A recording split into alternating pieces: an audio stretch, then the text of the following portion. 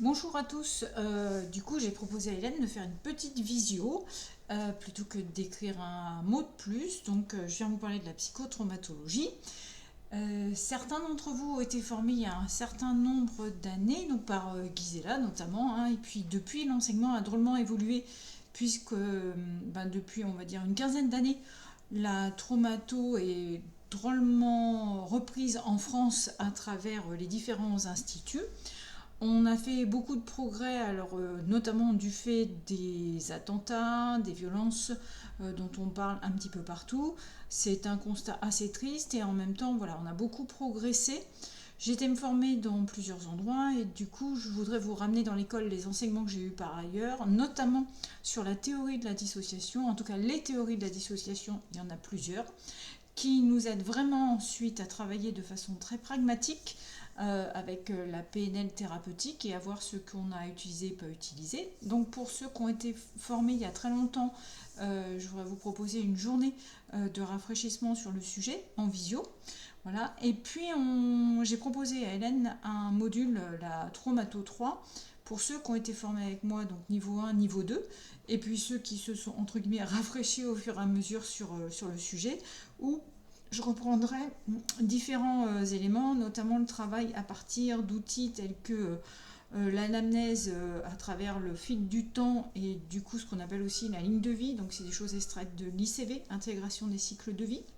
On a des ponts communs, également des choses que j'ai apprises en EMDR, en rappelant à nouveau le travail aussi sur la boîte de vitesse et l'impact de la relation en traitement des traumas complexes, et pouvoir aussi revoir avec vous un petit peu tous les aspects de la théorie polyvagale de Porges que Gisela évoquait déjà à l'époque, et maintenant on a fait beaucoup de progrès. Donc moi j'étais me former aussi avec un ostéopathe sur le sujet, et du coup vous redonner aussi des outils de stabilisation et pouvoir mener certains d'entre vous un petit peu plus loin, à la fois dans l'utilisation et l'usage de certains modèles, protocoles, et puis aussi pour améliorer encore la stabilité que vous devez avoir, oui je dis vraiment c'est vous devez avoir pour travailler en traumato complexe. Voilà, donc il y a 3 autres jours donc, qui sont dédiés à ça. Donc si vous avez un enseignement qui date un petit peu, je vous propose d'abord une journée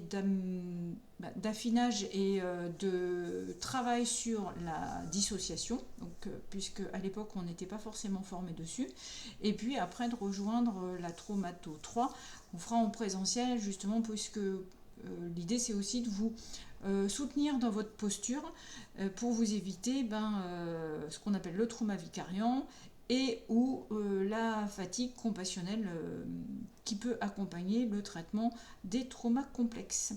Voilà. Pardon si c'est fait comme ça, hein.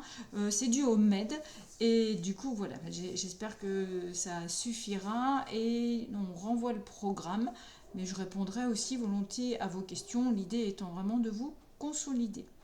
Voilà, à bientôt.